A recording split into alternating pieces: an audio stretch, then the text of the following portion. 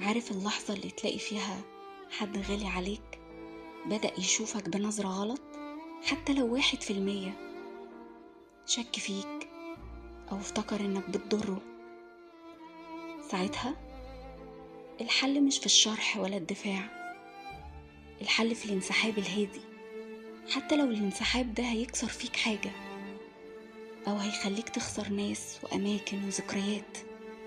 لأنك لما تسيب نفسك في موقف إثبات البراءة طول الوقت هتستنزف روحك، وهتعيش تلف في دواير عشان تغير نظرته، وفي الآخر هو هيشوفك بعيونه هو، مش بحقيقتك. وأسوأ مرحلة توصل لها إنك تبقى بتحارب عشان تقول أنا كويس، فتبان كأنك بس بتدور على دور الضحية. اللي بيشك في نواياك بدون سبب بيكون أخد قراره من زمان، وانت دورك إنك تحافظ على سلامك مش على صورته عنك.